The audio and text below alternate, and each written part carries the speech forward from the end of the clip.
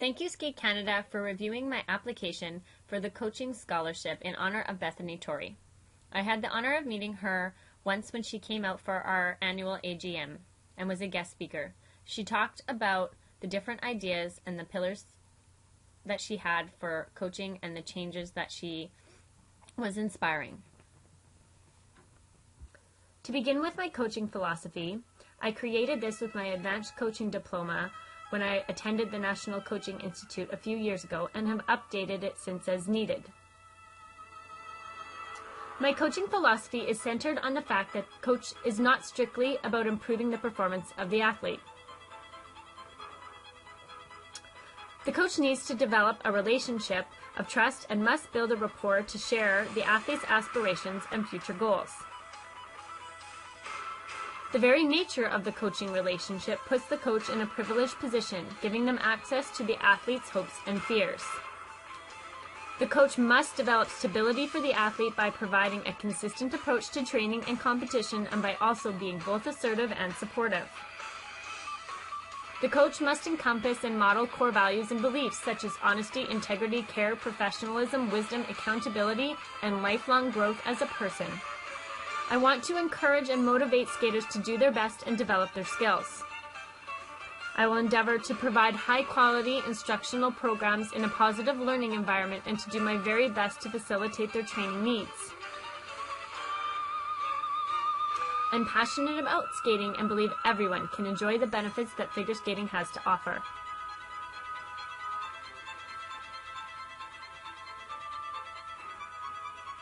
I believe that life needs to be balanced, and I will strive to lead by example by balancing my own life, showing a strong work ethic and dedication to my sport. I want to empower my skaters to become better skaters as well as better people.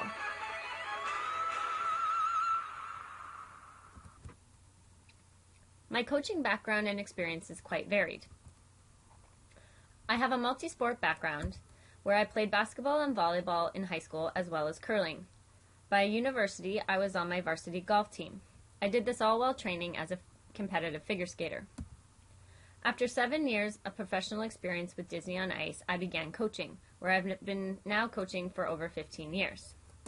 I continue to coach other sports besides skating, including volleyball and curling. Here are some of my strengths as a coach.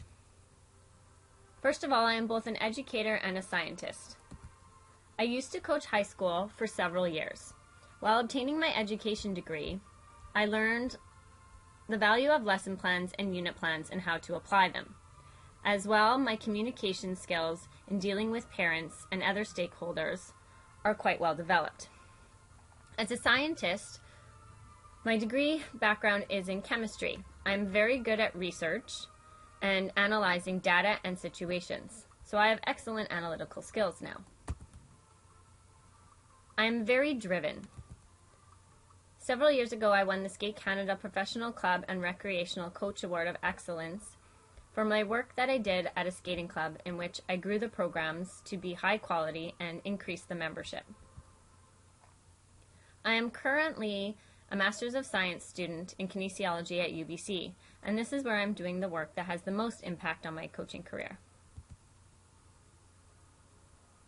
Along the way, I took my Advanced Coaching Diploma program with the National Coaching Institute and received the Coaches Association of Canada Women in Coaching Scholarship.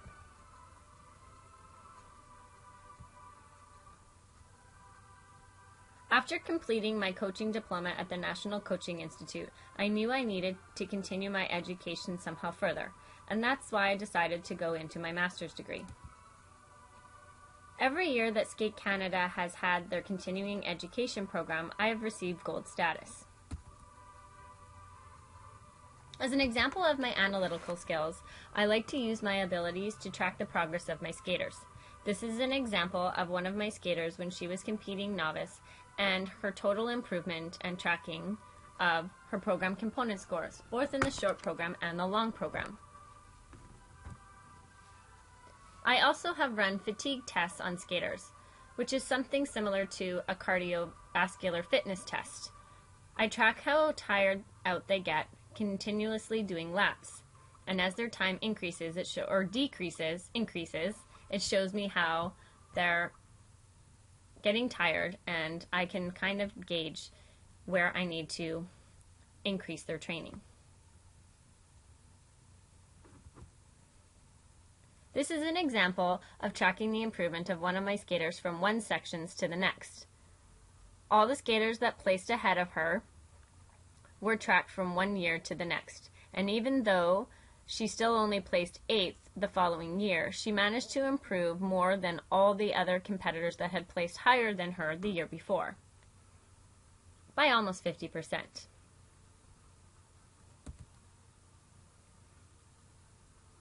As a coach, there are many challenges I deal with every day. Most of it can be summarized by resistance to change.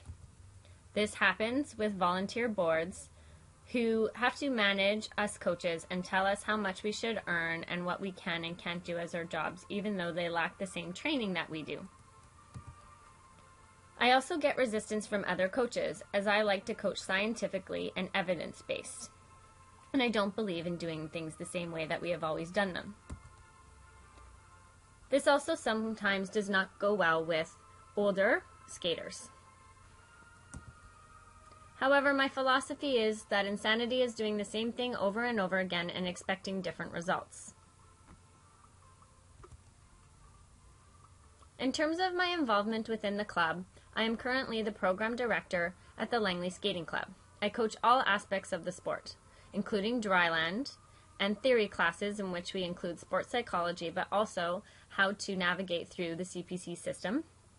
I can coach Can Power Skate, Can Skate, Star Skate, Competitive, Synchronized Skating, and I do many of our administrative duties such as creating the brochures for the programs and monitoring our website.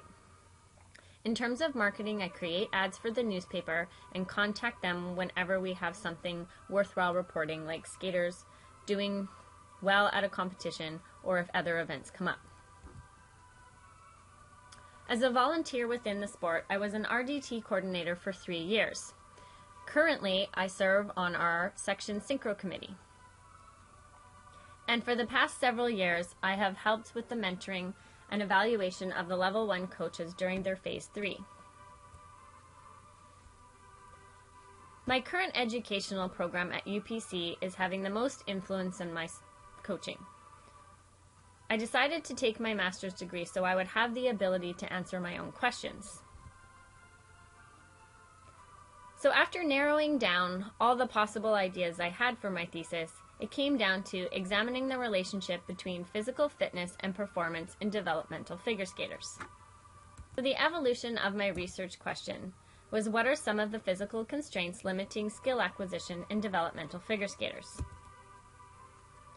During my literature review, I found a study that did one examining the physical capabilities of skaters at the national, junior, and senior levels and compared the ones who could do double axels to the ones that couldn't.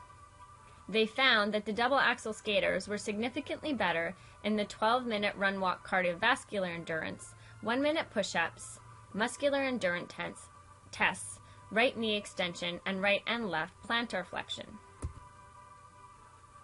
Another study looked at relating physical fitness to on-ice performance.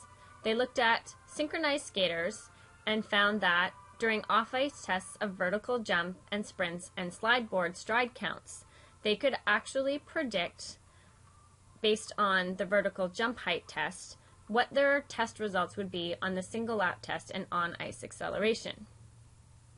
So I wanted to determine if any physical fitness capability was a constraint on the acquisition of the axel jump in figure skating, and to see if there were correlations between the on-ice performance of the figure skating skills. The results? Stay tuned. My thesis has been completed and I will be defending it within the next month. But the hint is that I did find several significant differences between the physical capabilities of the axel skaters compared to the non-axel skaters. So implications for this are perhaps we can develop better coaching methods that involve better training on improving physical fitness. This will also help in the avoidance of injuries and possibly improve Skate Canada programs.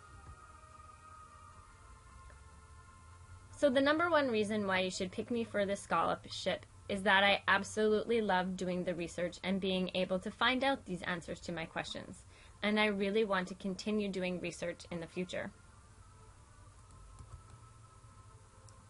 I thank you sincerely for your time in reviewing this application.